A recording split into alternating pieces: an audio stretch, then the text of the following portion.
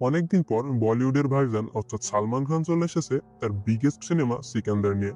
আমরা জানি সালমান খান মানেই অ্যাকশন, এই মুভিতেও তার ব্যতিক্রম নয়। তাহলে চলো শুরু করা যাক আজকের মুভির কাহিনী। মুভির শুরুতেই আমরা অর্জুন নামের একটি ছেলেকে প্লেনে বসে থাকতে দেখি। সে তার পাশে বসে থাকা মেয়েটিকে উদ্দেশ্য করে বলে, আমার মনে হয় আমি আপনাকে আগে কোথাও দেখেছি। কিন্তু মেয়েটি বলে, আমাদের আগে কোথাও দেখা হয়েছে বলে আমার মনে হয় না। তখনই অর্জুন মেয়েটির অনুমতি না নিয়েই তার ছবি তুলে ইন্টারনেটে সার্চ করে। সে জানতে পারে মেয়েটি আগে অ্যাডাল্ট ভিডিওতে কাজ করত, কিন্তু সে এখন ওইসব কাজ ছেড়ে দিয়ে সংসার জীবন শুরু করেছে। অর্জুন মেয়েটিকে ব্ল্যাকমেল করে বলে, আমার সাথে খারাপ কাজ করতে হবে, না হয় আমি তোমার ভিডিও তোমার এই ছোট ছেলেটিকে দেখিয়ে দেব। অর্জুন মেয়েটির পাশে এসে বসে আর তার সাথে অসভ্যতামি শুরু করে। তখনই মুভিতে এন্ট্রি হয় ভাইজানের। সে অর্জুন নামের ছেলেটিকে মারলে ছেলেটির বডিগার্ডরাও তাকে মারতে আসে, কিন্তু ভাইজান বডিগার্ডদেরও ছাড় দেয় না। সবাইকে মারার পর অর্জুনকে মেয়েটির কাছে ক্ষমা চাইতে বলে। সে আরো বলে, কেউ যদি তার অতীতের খারাপ কাজ ছেড়ে দিয়ে বর্তমানে ভালো হয়ে চলতে চায় তাহলে তাকে ভালো হয়ে চলতে দাও, তা না হলে এর পরিণাম ভালো হবে না। তারপর আমরা এক মন্ত্রীকে দেখতে পাই। আসলে অর্জুন এই মন্ত্রীর ছেলে। মন্ত্রী যখন জানতে পারে তার ছেলেকে কেউ মেরেছে, সে প্রকাশ নামের এক পুলিশ অফিসারকে পাঠায়, যে তার ছেলেকে মেরেছে তাকে ইনকাউন্টার করার জন্য। প্রকাশ খোঁজ নিয়ে জানতে পারে তার নাম সঞ্জয় রাজকোট। প্রকাশ তার ঠিকানা জেনে গিয়ে পৌঁছায় রাজকোট নামের একটি জায়গায়।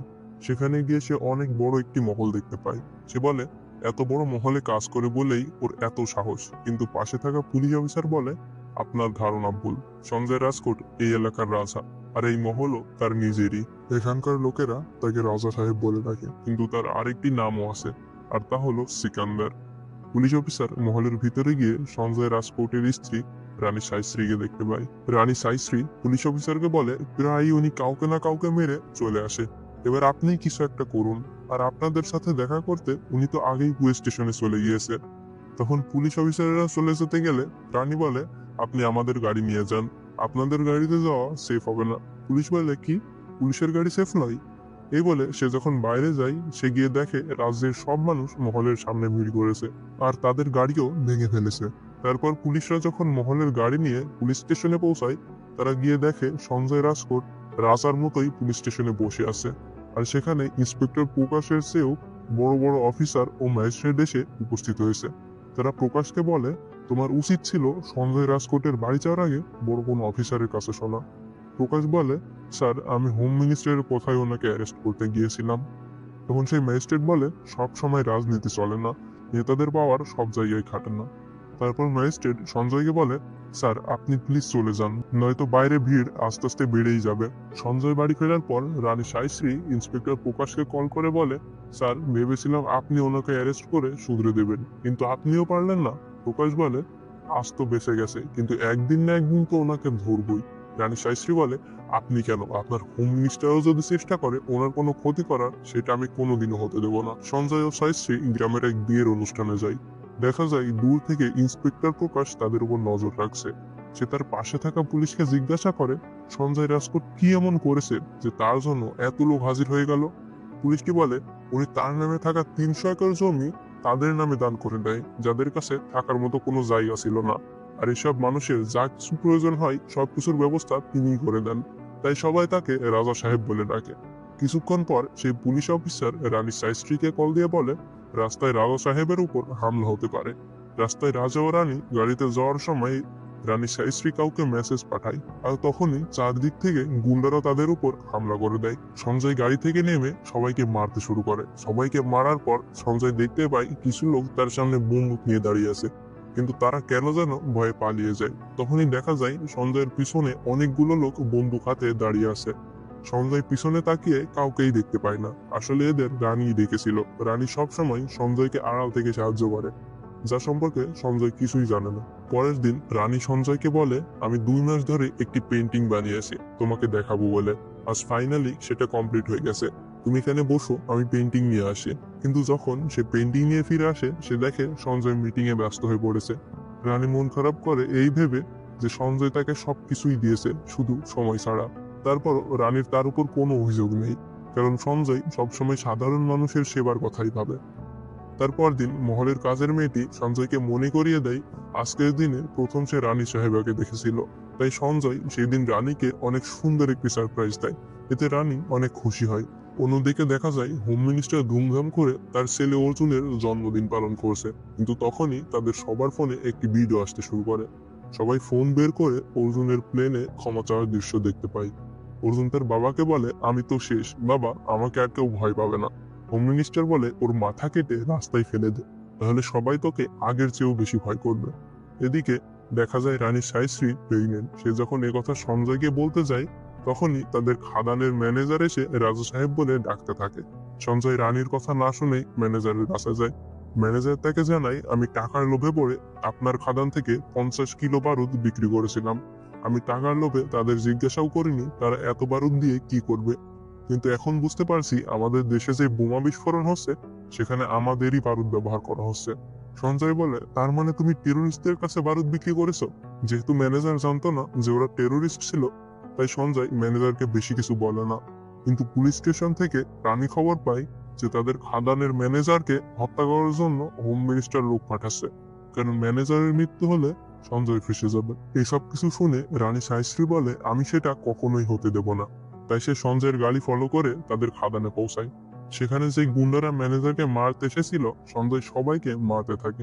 তখনই সাইশ্রী সঞ্জয়কে ডাকতে থাকে, কারণ সঞ্জয়ের পিছনে কেউ একজন একটি বিস্ফোরকে আগুন লাগিয়ে দিয়েছিল। যখন সঞ্জয় সাইশ্রীর কাছে পৌঁছায়, তখনই বিস্ফোরকটি ব্লাস্ট হয়ে যায়। সবাই এসে রাজা সাহেবকে জিজ্ঞাসা করে, আপনি ঠিক আছেন তো? সঞ্জয় বলে, হ্যাঁ, আর সাইশ্রীর জন্য আমি বেঁচে গেছি। সাইশ্রী তাকে বলে, 3 দিন পরে আপনাকে কোর্টে যেতে হবে, তাই এই 3 দিন আপনি একটা সেফ জায়গায় গিয়ে থাকুন, যেন পুলিশ আপনাকে খুঁজে না পায়। তাই সঞ্জয় তার গাড়ি নিয়ে তার আরেকটি বাড়িতে চলে যায়। কিন্তু তখনই আমরা দেখতে পাই রানী সাইশ্রীর পেট থেকে রক্ত ঝরছে, কিন্তু এটা সঞ্জয় খেয়াল করেনি। রানী সাইশ্রী গাড়িতে উঠে সঞ্জয়ের সাথে একবার কথা বলতে চায়, কিন্তু সঞ্জয় বলে, আমরা ফোনে কথা বলে নেব। রানী সাইশ্রী বিষণ্ণ মন নিয়ে তার দিকে একবার তাকায়। সঞ্জয় যখন তার সেফ হাউসে পৌঁছায়, তার এক লোক তাকে কল করে জানায় যে রানী সাহেবাকে হসপিটালে নিয়ে আসা হয়েছে। সঞ্জয় কারণ জিজ্ঞাসা করলে সে জানায় ব্লাস্টের সময় রানী সাহেবা আঘাত পেয়েছিলেন। সঞ্জয় এই বিষয়টিকে বেশি গুরুত্ব দেয় না, সে ভাবে কোনো নর্মাল ইনজুরি হয়েছে, কিন্তু রানীর আঘাতটা ছিল গুরুতর। 3 দিন পর সঞ্জয় কোর্টে যায়। কোর্ট থেকে বেরিয়ে সে জানতে পারে রানী সাহেবা আর নেই, তিনি মারা গিয়েছেন। এই কথা শুনে সঞ্জয় ছুটে রানীর কাছে যায়। সে গিয়ে সেখানে রানীর প্রাণহীন দেহ দেখে কান্না করতে থাকে। তখন মহলের কাজের মেয়েটি সঞ্জয়কে ফোন দিয়ে বলে, রানী সাহেবা আপনাকে কিছু মেসেজ পাঠিয়েছিল, যেগুলো দেখার সময় পাননি আপনি। সঞ্জয় ফোন নিয়ে সেই মেসেজগুলো পড়তে থাকে, আর শেষে একটা ছবি দেখে সে বুঝতে পারে সাইশ্রী প্রেগনেন্ট ছিল। সে এটা দেখে আরো ভেঙে পড়ে। ডাক্তার এসে সঞ্জয়কে জানায় রানী সাহেবা মৃত্যুর আগে তার অর্গান ডোনেট করে গেছেন, যদি আপনি অনুমতি দেন তাহলে আমরা কাজ শুরু করতে পারি। সঞ্জয় অমরকে আফসোস করে বলে, ভেবেছিলাম অনেক সময় আছে, আগে কাজ করে নি, তারপর সাইশ্রীকে সময় দিব, কিন্তু ভাবতে পারিনি এত কম সময় ছিল। আমি সাইশ্রীর পছন্দ অপছন্দ কিছুই জানি না। তাই সঞ্জয় ঠিক করে তার স্ত্রীর জন্য সে যেহেতু কিছু করতে পারেনি, তার স্ত্রীর অর্গানের মাধ্যমে যারা নতুন জীবন পেয়েছে তাদের যেন কোনো সমস্যা না হয় সেই খেয়াল সে রাখবে। যখন সঞ্জয় ডাক্তারের কাছে সাইশ্রীর অর্গানের ডিটেলস চাই, ডাক্তার জানায় সাইশ্রীর হার্ট, লাংস আর চোখ ডোনেট করা হয়েছে, আর যাদের ডোনেট করা হয়েছে তারা মুম্বাই থাকে। তাই সেই 3 জনের ডিটেলস নিয়ে সঞ্জয় তার লোকজন নিয়ে মুম্বাই পৌঁছায়। সেখানে তাদের পরিচয় হয় এক ট্যাক্সি ড্রাইভারের সাথে। রাস্তায় সে অনেক মজার মজার কথা বলে। পৌঁছানোর পর ভাড়া চাইলে সঞ্জয় তাকে 1 লক্ষ টাকা দেয়। পিছন থেকে অমর বলে, গাড়ির ভাড়া চেয়েছে, গাড়ির দাম নয়। ট্যাক্সি ড্রাইভার এতে অনেক খুশি হয়। আপনারা যেখানে যেতে চাইবেন আমি সেখানে নিয়ে যাব, আর কোনো টাকাও লাগবে না। তারপর সঞ্জয় সেই ছেলেকে দেখতে পায় যাকে সাইশ্রীর লাঞ্চ দেওয়া হয়েছে। তার সাথে কথা বলে সে জানতে পারে ছেলেটি অনাথ। সঞ্জয় বলে, তোমার কি চাই বলো। ছেলেটি বলে, শুধু আমাকে একা কিছু দিলে হবে না, আমার সাথে অন্য যারা আছে তাদেরও কিছু দিতে হবে। তারপর সঞ্জয় সবাইকে নিয়ে খাওয়াতে যায় ও নতুন জামা কাপড় কিনে দেয়। তাদের বস্তিতে বেশিরভাগ লোকই অসুস্থতায় ভুগছিল। যখন সঞ্জয় কিছু মেডিকেল স্টুডেন্টদের কাছে জিজ্ঞাসা করে মানুষের অসুস্থতার কারণ কি, তারা জানায় এখানকার পলিউশন এর জন্য দায়ী। আশেপাশের শহরের সকল বজ্র পদার্থ এখানে নিয়ে এসে পোড়ানো হয়, সেই বিষাক্ত ধোয়ার কারণেই আজ সবার এই পরিণতি। সঞ্জয় জিজ্ঞাসা করে এই বজ্র পদার্থ পরিষ্কার করা হয় না কেন। তারা জানায় আমেরিকান এক ডিলার 25 একর জমির মধ্যে 20 একর জমিতে একটি বড় শপিং মল তৈরি করতে চায়, আর সেই কন্ট্রাক্ট নাই এখানকার বিরাট বক্সি নামের এক ডিলার। 7 বছর আগেই সে 10 একর জমি কিনে নিয়েছিল, আর বাকি জমি লোকজন বিক্রি করতে না চাইলে সেখানে ময়লা আবর্জনা ফেলা শুরু করে। আর এর ফলে আস্তে আস্তে সবাই বিরাট বক্সির কাছে জমি বিক্রি করে চলে যেতে থাকে। এখন আর মাত্র 10 একর জমি বাকি আছে। সবকিছু শুনে সঞ্জয় তার লোককে বলে বিরাট বক্সির মুখে টাকা ছুঁড়ে মারো আর এই জমি কিনে নাও। তারপর সঞ্জয় যায় তার সাথে দেখা করতে, যাকে সাইশ্রীর চোখ ডোনেট করা হয়েছে। তার নাম বৈদেহী। বৈদেহী সবসময় নিজের পায়ে দাঁড়াতে চায়, কিন্তু এতে তার বাড়ির ছেলেরা সমর্থন করে না। সে তার চোখের অপারেশনের জন্য বিয়ের গহনা পর্যন্ত বন্ধক রাখে। সঞ্জয় আগেই এসব জানতে পারে, তাই বৈদেহীর গহনা ছাড়িয়ে নিয়ে এসে তাকে দিয়ে দেয়। সঞ্জয় বৈদেহীর পক্ষে কথা বলায় তাকে বাড়ি থেকে চলে যেতে বলে, কিন্তু তারা জানে না যে সঞ্জয় আসলে কে। তারা ভাবছিল সঞ্জয় হয়তো বৈদেহীর কোনো আত্মীয় হবে। এবার সঞ্জয় তার কাছে যায়, যাকে সাইশ্রীর হার্ট দেওয়া হয়েছে। কিন্তু সেখানে গিয়ে সঞ্জয় জানতে পারে যে মেয়েটিকে হার্ট দেওয়া হয়েছে তার অবস্থা খুব একটা ভালো নয়। তাই সঞ্জয় আমেরিকার বড় সার্জেন্ট জন উইলিয়ামকে কল করে। জন উইলিয়াম ভিডিও কনফারেন্সে তাকে অপারেশন করায়, আর অপারেশন সাকসেসফুল হয়। ডাক্তাররা মেয়েটির বাড়ির লোককে বলে, আপনারা আগে বলেননি কেন? আপনারা জন উইলিয়ামকে চেনেন? কিন্তু তারা ডাক্তারদের কথা বুঝতে পারে না, কারণ জন উইলিয়ামকে কল করেছিল সঞ্জয়। অপারেশন সাকসেসফুল হওয়ায় সে ঠিক করে সে রাজকোট ফিরে যাবে। আর সে এটা ভেবে খুশি হয় যে তার স্ত্রী মারা গিয়েও এই 3 জনের মাঝে জীবিত থাকবে। কিন্তু ফেরার পথে সঞ্জয় সেই হোম মিনিস্টারের র্যালিতে আটকে যায়, যার ছেলেকে সঞ্জয় প্লেনের ভিতর মেরেছিল। হোম মিনিস্টারের ছেলে সঞ্জয়কে দেখে তাড়া করে। সঞ্জয় চাচ্ছিল না কোনো ঝামেলা করতে, তাই সঞ্জয় গাড়ি নিয়ে চলে যাচ্ছিল, কিন্তু হোম মিনিস্টারের ছেলে অর্জুন তাদের গাড়িতে বোমা মারার চেষ্টা করতে থাকে। দুর্ঘটনাবশত একটি বোমা তার নিজের গাড়িতেই পড়ে, আর সেখানেই অর্জুনের মৃত্যু হয়। অর্জুনের মৃত্যু একটা অ্যাক্সিডেন্ট হলেও হোম মিনিস্টার এর জন্য সঞ্জয়কে দায়ী করে। প্রকাশ মহলে গিয়ে জানতে পারে সঞ্জয় কেন মুম্বাই গিয়েছে। সেই কথা মিনিস্টারকে জানিয়ে দেয়। মিনিস্টার সঞ্জয়কে বলে, আমার ছেলেকে মেরে তুই চাস তোর স্ত্রী অন্যের মাঝে জীবিত থাকুক? এটা আমি কখনোই হতে দেবো না। যারা যারা তোর স্ত্রীর অর্গান নিয়েছে তারা সবাই এবার শেষ। মিনিস্টারের কথা শুনে সঞ্জয় বলে, তোর যা করার করে নেয়, আর ওই 3জনকে রক্ষা করার দায়িত্ব আমার। তাই সে আবার মুম্বাই ফিরে যায়। সে গিয়ে দেখে বস্তিতে আবারও ময়লা আবর্জনা পোড়ানো হচ্ছে। সঞ্জয় তাদের এগুলো পোড়াতে নিষেধ করলে তারা সঞ্জয়কেই মারতে আসে, কিন্তু সঞ্জয় এক একটাকে উত্তম মধ্যম দিয়ে ছেড়ে দেয়। মিনিস্টার অনেক চেষ্টা করেও ওই 3জনের কোনো তথ্য খুঁজে পায় না, কারণ সঞ্জয় অনলাইনে থাকা সকল ডকুমেন্ট ডিলিট করে দিয়েছে। মিনিস্টার পুলিশদের বলে সঞ্জয়ের কোনো লোককে ধরে নিয়ে এসে তাকে এমন মারো যেন সে সব বলে দেয়। এক পুলিশ বলে ওদের ধরতে হলে ওদের নামে কেস দিয়ে ওদের নামে ওয়ারেন্ট ইস্যু করতে হবে, তাহলে কাজ অনেক সহজ হয়ে যাবে। তাই মিনিস্টার সঞ্জয়ের খাদানের ম্যানেজারকে ধরে নিয়ে এসে তাকে ভয় দেখিয়ে পাঞ্জাবের টেরোরিস্ট অ্যাটাকের সব দোষ সঞ্জয়ের উপর চাপিয়ে দেয়, আর তারপর ম্যানেজারকে মেরে ফেলে যেন সে আর সত্যিটা না বলতে পারে। এবার সঞ্জয় ও তার লোকজনের নামে ওয়ারেন্ট বের হলে মিনিস্টার বলে যে ওদের ধরতে পারবে তাকে 1 কোটি টাকা পুরস্কার দেওয়া হবে। সমস্ত পুলিশ স্টেশনে এমনকি প্রত্যেকটি পুলিশের কাছে সঞ্জয়ের ছবি পাঠানো হয়। বৈদেহী তার ভাইকে সঞ্জয়ের কথা বললে তার ভাই সঞ্জয়কে কল করে ডেকে পাঠায় আর বলে, কে তুমি? তখন অমর তাকে সব ঘটনা খুলে বলে। বৈদেহী চাকরি করতে চাওয়ায় তাকে বাড়ি থেকে বের করে দেওয়া হয়। বৈদেহী এবার গিয়ে বলে, আমি আর চাকরি করতে চাইবো না। তারপর তাকে শ্বশুর বাড়ি ঢুকতে দেওয়া হয়। বৈদেহীর শ্বশুর সঞ্জয়কে বলে, তুমি আবার এসেছো? বৈদেহীর ভাই বলে, আসলে উনি আমার বন্ধু আর উনি চোখের ডাক্তার। সেখানে কিছু সময় কাটানোর পর সঞ্জয় চলে যাওয়ার সময় বৈদেহী বলে, আপনাকে দেওয়ার মতো আমাদের কাছে কিছু নেই। তাই সে সঞ্জয়কে কিছু খাবার জিনিস দিয়ে বলে, আপনার স্ত্রীকে বলবেন আপনাকে রান্না করে খাওয়াতে।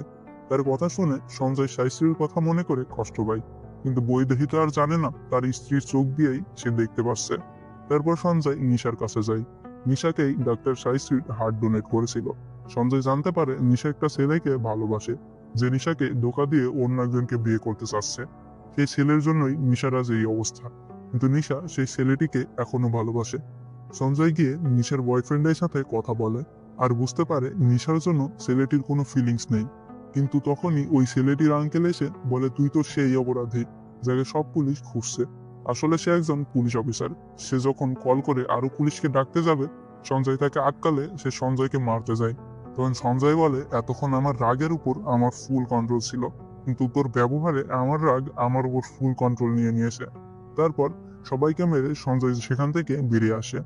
সঞ্জয় সেই বস্তিতে ফিরে আসলে অমর সঞ্জয়কে জানায়, ম্যানেজারকে মন্ত্রী মেরে ফেলেছে আর আমাদের নামে ওয়ারেন্ট ইস্যু করিয়েছে। তখনই সেখানে পুলিশ চলে আসে, কিন্তু তারা এসেছে গতকাল সঞ্জয় বস্তিতে যাদের মেরেছিল তাদের কেস নিয়ে।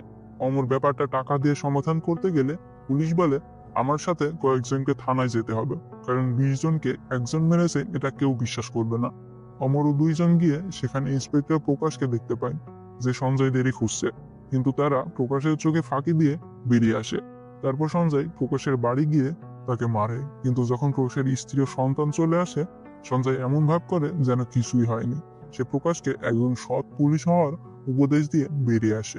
সঞ্জয় জানতে পারে বৈদেহী নাকি আত্মহত্যার চেষ্টা করেছে, কারণ সে তার বাচ্চাকে একটা ভালো স্কুলে পড়াতে চায়, কিন্তু টাকার অভাবে সেটা সম্ভব হচ্ছে না। তাই বৈদেহী আবারও চাকরির কথা বললে তার শ্বশুর অশান্তি শুরু করে, তাই সে আত্মহত্যা করতে যায়। সঞ্জয় এসে বৈদেহীকে বলে, তুমি মরে গেলে তোমার বাচ্চাদের কি হবে? তারপর সঞ্জয় বৈদেহীকে একটি ফুড বিজনেস এর ব্যবস্থা করে দেয়। তারপর সঞ্জয় যায় বিরাট বক্সির কাছে। সে বিরাট বক্সিকে ওই প্রজেক্টের ডাবল টাকা অফার করে। বিরাট বক্সি বলে, আমি যদি তোমাকে মেরে এই টাকাগুলো রেখে দিই তাহলে কি হবে? তখনই সঞ্জয় সেখানে ব্লাস্ট করায় আর বলে, এটা তো শুধু ট্রেইলার ছিল, বেশি বাড়াবাড়ি করলে এখানেই পুরো মুভি দেখিয়ে দেব। তারপর সে বিরাট বক্সির কাছ থেকে জমির সকল ডকুমেন্ট নিয়ে চলে যায়। বৈদেহীর হাজবেন্ড থানায় গেলে সে ওয়ান্টেড লিস্টে সঞ্জয় ও তার লোকজনকে দেখতে পায়। সে বাড়িতে এসে সবাইকে জানায়। সবাই যখন সঞ্জয়কে ভুল বুঝছিল, বৈদেহীর ভাই তখন সবাইকে সত্যিটা বলে, যে আপনারা যাকে সাধারণ মানুষ ভাবছেন, আসলে সে রাজকোটের শেষ রাজার বংশধর সঞ্জয় রাজকোট, আর তার স্ত্রীর চোখই বৈদেহীকে ডোনেট করা হয়েছে। তারা তখন তাদের ভুল বুঝতে পারে। সঞ্জয় জানতে পারে বস্তির প্রায় 6,000 জন লোক অসুস্থ, তাই সে ঠিক করে তাদের সবাইকে বড় হসপিটালে নিয়ে চিকিৎসা দিবে। তাই সবাইকে একটি বড় হসপিটালে নিয়ে যাওয়া হয়।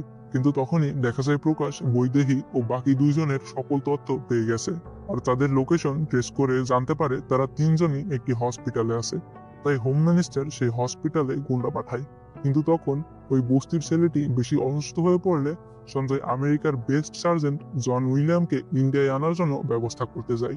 যখন সঞ্জয়কে তার লোকজন ফোন করে সবকিছু জানায়, সঞ্জয় বলে, তোমরা ওদের কিছুক্ষণ আটকে রাখো, আমি আসছি।